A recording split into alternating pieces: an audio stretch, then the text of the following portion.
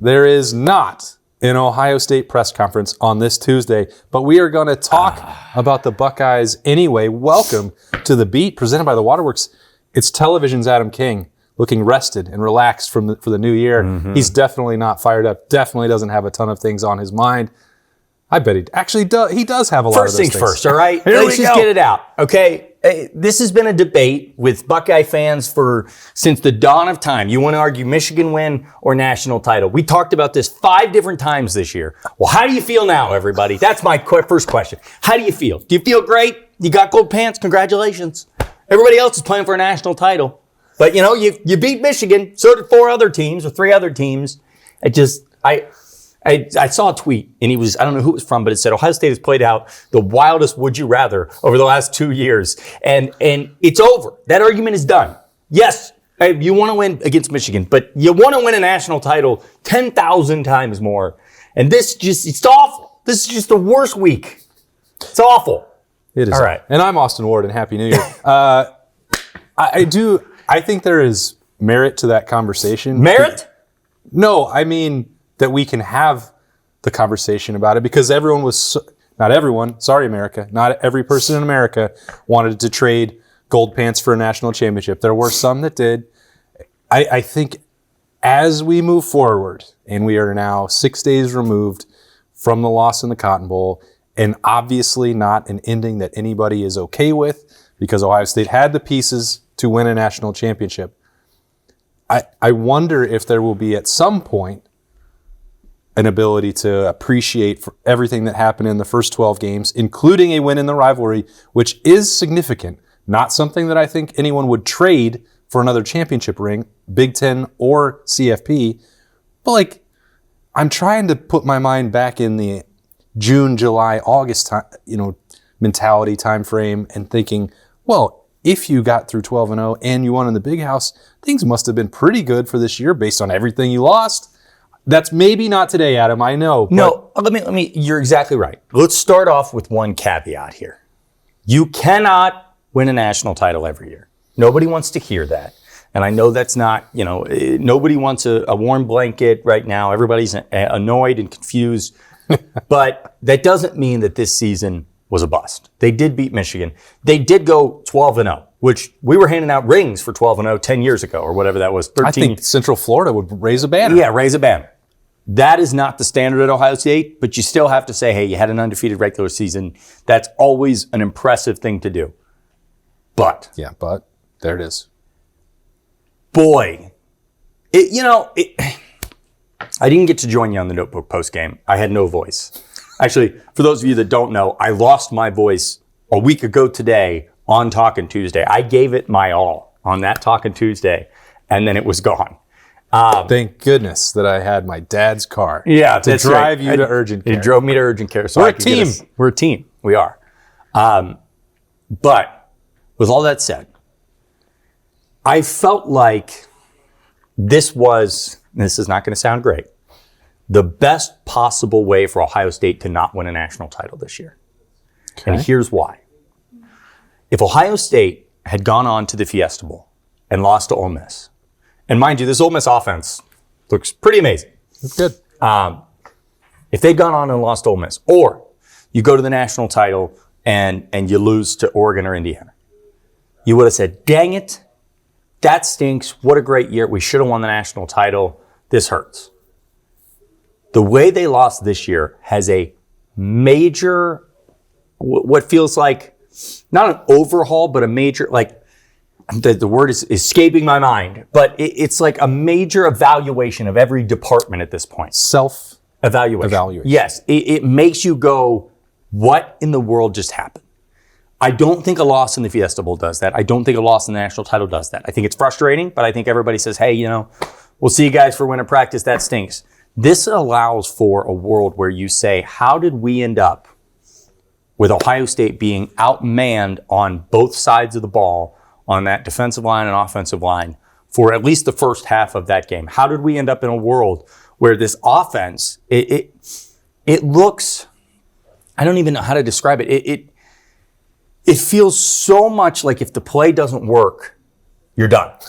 And I don't remember a Ryan Day offense ever looking like that. I think that's what always made Ryan Day offenses so tough to beat, is that if the play didn't work, there was always somebody coming open. There was always a ninth guy that you could find that out of the corner of your eye that was able to get the first down.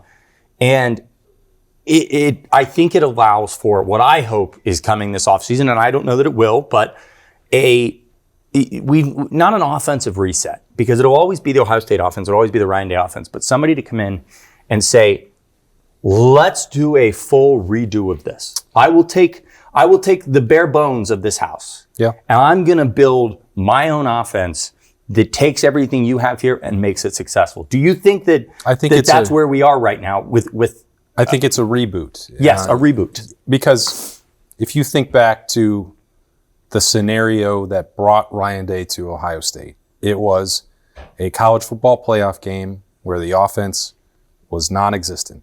The bones were there. They did not have to bulldoze everything that Ohio State did on offense, but when they were shut out by Clemson, Urban Meyer came to that realization, there is something that is missing in terms of the passing game that must be addressed. And at the time, it was, well, Kevin Wilson is going to help elevate that. But the secret was that they got Ryan Day at the same time to bring in that influence and expand the passing attack. And it took not just one loss, but multiple losses and multiple examples for some of that reality to sink in. And they did that. And the same thing happened with the regular season loss to Oregon in 2021 with a reboot of the defense. Because Ohio State had not ever, and probably won't, be devoid of talent or recruiting success or ability to acquire talent in the transfer portal, then the issues, in my opinion, almost always come back to schematic adjustments. You just can't tell me that a team with a Heisman Trophy finalist at quarterback, and by the way, still a very good offensive line, you don't have to win every week with the best offensive line in America. Mm-hmm. And we saw when they went tempo or when they did other RPO things or took the shots and had time to get it to Jeremiah Smith down the field, Ohio State was still looking like itself and had opportunities to win in the second half of the Cotton Bowl. But clearly, there are one or two or three things that are missing. I don't think it is talent on the field. I stand solidly on that, and I don't think that Ohio State's going to go into the season opener or week 2 at Texas in 2026 outgunned and outmanned. But if they don't take a more serious look, and Ryan Day has proven over his tenure that he will evolve and adapt and hire different coaches. That was a head coach of the defense with Jim Knowles, and then Matt Patricia took that to another level, and we'll get to the Matt Patricia of this all in a second. But they are now at a point where there is Indiana and Miami, not just one loss, not just an aberration, multiple games where they struggled to move the football in talent-equated hardware games. And that is what requires the serious self-reflection evaluation. And when you talk about the disappointment of last Wednesday, for me, it's because I thought that they would have already seen that and adjusted throughout the month of December, and they did not. Yep. I think it was just very shocking. And the one thing that I continue to come back to, and it feels like something that is almost hard to grasp, is the pace of play. And how we got to a world where Ohio State has 3 offensive possessions in the second half. I mean, Ohio State's offense played really well in the second half. Yeah. They scored on 2 drives, and they got to the 50-yard line on the 3rd drive before a holding call. Holding call. That one holding call decided your whole game. Yeah. Not because, and I'm not putting it on the refs, I'm saying you put yourself in a scenario where you no longer have any opportunity. No margin for error. No margin for error. And so I just don't, that's where someone needs to come in and say, you know what, guys? I understand we're trying to conserve ourselves for a 16-game season. And I don't mean this as a jab, but you've conserved yourself for a 16-game season, you only played 13. That's not, I'll tell you this, I'd rather be tired in game 16 than sitting at home in game 16 because of how I slow played the offense. And I understand the mindset of it was genius, and it worked really well with Chip Kelly in that first year. Worked really well. But something was majorly off this year. And I think we can all agree it was kind of off the whole year. It felt like I always called it tinkering. I thought it was tinkering. I thought it was an offense that was very much trying to tinker with itself to see how much it could challenge itself in different areas. But then it came to be that like it was an offense that just ran out of ways to evolve or ran out of ways to put the pedal to the metal, as you say, when they needed to. And so whoever comes in next, and I do think it has to be an outside. I love Keenan Bailey. I think Keenan Bailey's a do-it-all guy. I think Keenan Bailey can play very much a Tim Walton role in a new offense where he says, here are the bones of what we have. I will be here every step of the way to make sure that these guys and everything works hand in hand. But you've got to go outside and you've got to get a guy, the sole job is to come in and not worry about slow playing an offense, not worrying about what game 16 looks like, worried about one thing.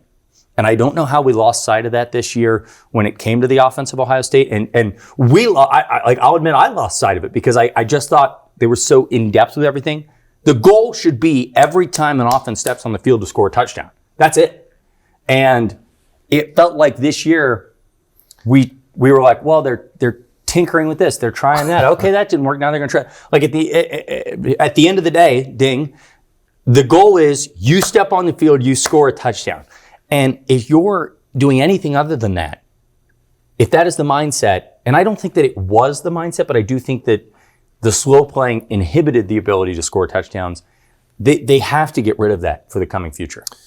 Yeah, and I think if it is a Talking Tuesday, and if it's presented by the Waterworks, then you know that there's a lie detector question every Tuesday. Mine is still the one that I asked immediately after the game. Was there something that was fundamentally,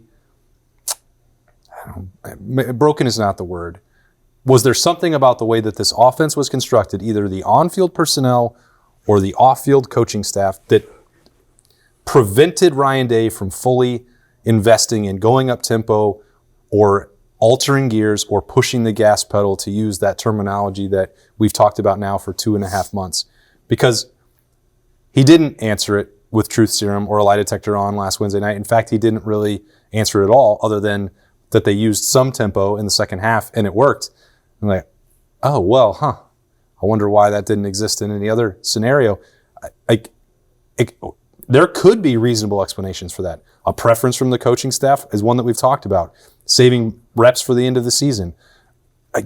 In dealing with a relatively inexperienced quarterback or an offensive line that was getting manhandled. I would accept any of those things. I do think that it is worth pointing out that for as much as we viewed Julian Sayin as a finished product because he got to New York City and the stats were crazy, that was year one as a starting quarterback, and maybe there was some hesitancy to put even more on his plate, to go back to the week one terminology from Ryan Day with Julian Sayin. I don't know what the answer is. That's why I think it's the biggest question as we're looking back with the benefit of hindsight on last year and the way that they chose to play offense, through the good or the bad. My question, and Talking Tuesday, we can ask anybody a question because we don't have any video availability. We're making it up. I'd like to talk to Julian and kind of ask him. It's not, obviously we've all seen the tight end running out. There were a lot of plays in this game that I actually think were great calls. I think the offense called a really good game. Yeah. It just didn't always hit. And Ryan makes jokes sometimes, hey, every play's a great play. It's just, he can't play quarterback. He can't play running back and wide receiver. But sidebar to the sidebar, you can't, when you miss on plays like that, you again hurt your offense when you take the plays off the field, when you remove the amount of plays. But if they're all good plays and you gave yourself more opportunity to run, to have more good plays, exactly. It's a crazy concept. I just want to know from Julian's perspective, what is his... It feels like there's a switch, and he's so good back there. He's a ball placement specialist. He can, when he wants to hit a spot, he can hit a spot. And when he's in a groove, he's in a groove. But there is a playmaker element of being a quarterback that, if you look everywhere across college football, has become the game changer in winning a national title. There are two things that I think very much matter, and I feel like we've completely skated over, and I don't know when it switched, but you have to have a veteran quarterback to win a modern college football. It's not a coincidence that for the last, we're dating all the way back to 2020. You had Justin Fields and Mac Jones going head to head. Like every national title game of the last 8 years has had veteran quarterbacks until you go to Tua. But you can just think back to 12 months ago at this point. You have Will Howard against Riley Leonard. Exactly. So, so that's not a knock on Julian. You cannot make someone a veteran. That's the one thing you can't do in modern college football. You can do a million things. You cannot give someone more reps. But I wonder at what point in being a veteran quarterback does the playmaker element take a next step?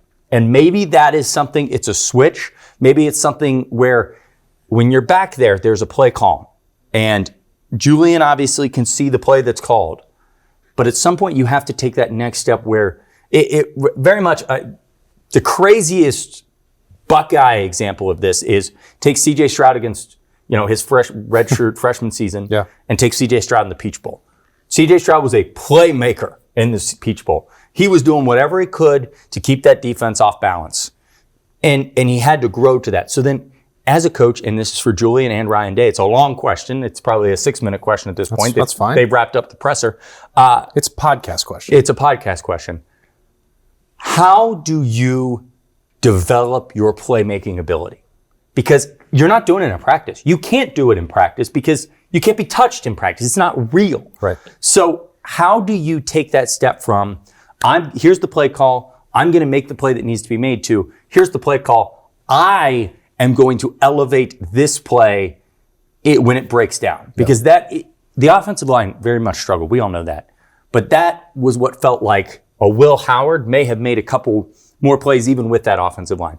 A C.J. Stroud, again, veteran quarterbacks. That's not on Julian saying this is his first year. But then I want to know in this offseason, how do you grow in becoming a playmaking quarterback versus a very good quarterback? Well, that's the thing, because, I don't think that you can put everything that happened last Wednesday night on the offensive line. I also don't think that you can put it all on Julian Saint. It's a combination of both. But when you look at the blocking and the amount of plays that Carson Beck, who is not viewed as a runner, but the plays that he made, whether they're extending to throw or running on 3rd and 11, those were savvy veteran plays. He's not explosive. It's a little bit more like what Tom Brady used to do for New England. Like the times that he had to, he would get it done, and he was effective at doing so. Because no offensive line, Ohio State could spend $10 million in the portal and get nothing but first-round picks. Now, they won't, and that's not possible. This is a hypothetical. A hypothetical talking Tuesday. No offensive line is going to win 75 reps in a row against any defensive line, but let alone one against someone with Miami's caliber up front. There are going to be 5 to 10 opportunities, just as there were for Carson Beck last week, where Ohio State got home and Ohio State created pressure. Carson Beck won those reps to help out his offensive line. There will be times next season as a second-year starting quarterback where I think Julian Saint will be more equipped to do so. And he wasn't last Wednesday night. And that did wind up being the difference. Again, that's not a criticism. That's not me being skeptical about his future. I think it's just the reality. Against Indiana and Miami, he was overwhelmed and he wasn't able to make those plays. So what you're talking about is, how can you manufacture that? Is it just the fact that you'll have that body of work and you'll understand, you'll be more comfortable both with the system or with the pace of play, whatever else it is, that you are just going to take that leap forward? Because I don't think there's anything else that he has to improve. Maybe he could be a more vocal leader. Again, that's a direct comparison to Will Howard, but Will Howard won a national championship thanks in large part to the ability that he had to make some bad plays into less bad or good. And everyone on that sideline was fully believing in his passion and the way that he led the team. And I'm not suggesting that Julian Saint doesn't have the ability to do that either. But if you're just comparing the way one season ended to another and the importance of quarterback play in this day and age, like, Ohio State did not have a veteran who was ready to meet that moment, in my opinion, last Wednesday night. Will he be better suited to do that in 2026? I think without question. So, moving off of the Miami game, and I've said this before, and I know it sounds crazy, I think the one thing that makes this a little bit easier for Ohio State fans, and it makes the offseason a little easier, is that... That's not going to be easy. Well, now hold on. The offseason has become almost as interesting as the actual season itself. Oh, so you're enjoying It's the not, NFL pursuit of Matt Patricia. No. So it's not like that. That is obviously one that, because that is a hit or miss. That is either he's staying or he's not. That's not fun. That's what I'm saying. No. You just want to see I don't know, it'll be an Instagram post of, I can't wait to be back next year. And run it back 2026. Yeah, exactly. But when it comes to the portal, when it comes to this offensive coaching search, there is it very much reminds me of 2024, where when you walked off the field at that Cotton Bowl, it felt like the sky was falling. It felt like, what in the world? Mind you, Ohio State had just lost 2 straight games. They had an offensive performance that was incredibly lackluster, that had a lot of question marks. They didn't know where they were moving. Ryan Day was going to have to give up play calling. I mean, it is the epitome of history repeats itself.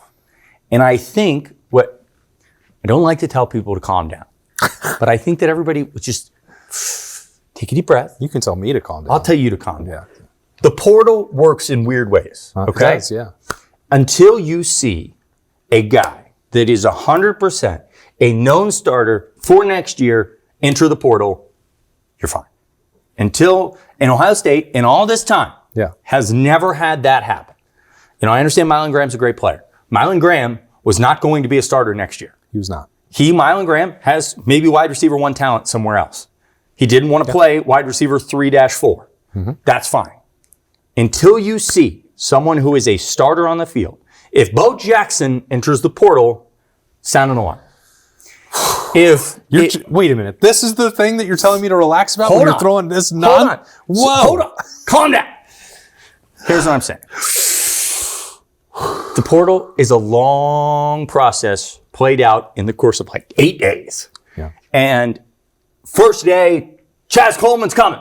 Now he's not. Now he's going everywhere. The sky is falling. This is happening. It's fine. There's money involved now, which obviously complicates a lot of things. But at the end of the day, Ohio State is still one of the premier programs in college football. They still know what they need to win a national title. And if you don't believe that Ryan Day knows how to go out and get guys in the transfer portal that can help him win a national title, go 2 years ago, because he did the exact same thing.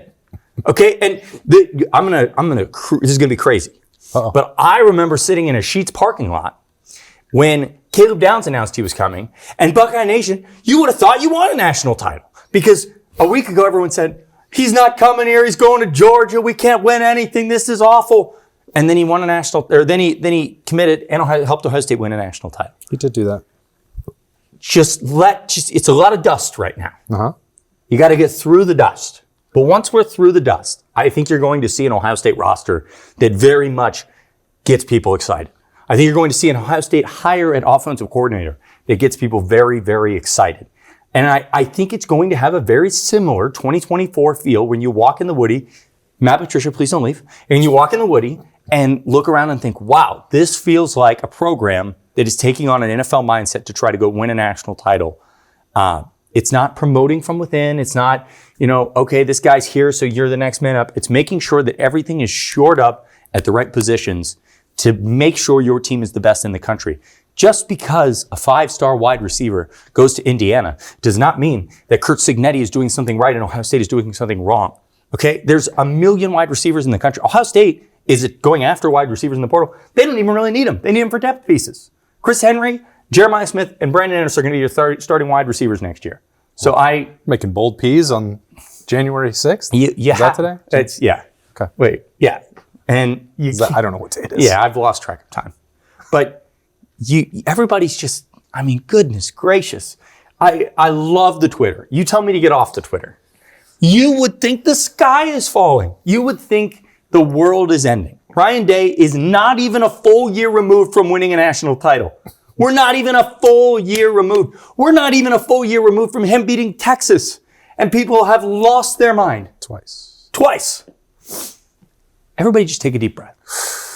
You are more than welcome to be upset about what happened in the Cotton Bowl. I think everybody around Ohio State is just as frustrated. Everybody inside the Woody is just as frustrated. I think what happened with Brian Hartline, we wish him luck down in South Florida. It ruined a lot of things. And I don't think saying that is wrong. I think it muddied a lot of waters at the wrong time. You can't change the past. But acting like this program that has been the most dominant program alongside Georgia in college football in the last 10 years has fallen from grace because they lost a Cotton Bowl game where obviously there were known issues on both sides of the ball that they're shearing up. Guess what? Spring practice will be here in like 3 days. And then everybody in the world will be picking the Buckeyes as one of the top 4 teams in the country. And also, sidebar, this is just a big sidebar. Everybody's looking at their schedule for next year. Everybody looked at their schedule for this year and said, oh my goodness, they have to go to Washington, to Illinois. Oh my, how are they going to beat Texas at home? And then at the end of the year, they said, wow, that was the most cupcake schedule ever. So make up your mind, all right? Yes, I understand they have a tough schedule next year. That's modern college football. Everything will be okay. Enjoy the process. I say all of this to say, enjoy the process of that moment when Caleb Downs committed to Ohio State was a monumental moment in that team's history. Enjoy these moments because they're just as exciting. Getting Caleb Downs in January of 2024 was just as exciting as winning the national title because it was all a part of a big, long journey. And if you just stand there angry all the time, goodness gracious, you can't just be happy when they raise a trophy and then say, what's next? It's a process. The process is underway. Now you need to take a deep breath. I do. I got my voice back. You need to relax. Thank goodness it's not all the way back because otherwise that might have broken these microphones. But I enjoy the passion of television's Adam King. I love his insight. And I'm so glad that he's healthy enough to share it with you all on The Beat, presented by the Waterworks. This has been Talking Tuesday. You can find him on 10 TV or just every Tuesday right here on 97.1. You can find me on Twitter. I love it. Yeah, you can find all your tweets. He does live out there on the Twitter streets. You can find him there or here on 97.1 The Fan, 10 TV, 10 TV Plus, Apple, Spotify, Roku, anywhere you get the podcast only. But if you do that and you're listening right now, then you're missing out on Adam King's hair, which is just looking phenomenal. He has that built into his contract that he gets a private barber. I did get my haircut in Dallas. Yeah, see? It was risky. I went to a new guy. He did great. Well done. How did you talk to them? Was that? This was pre-voice loss. Oh, okay, good. Yeah. He's Adam. I'm Austin. Thanks for joining us. We'll talk to you tomorrow.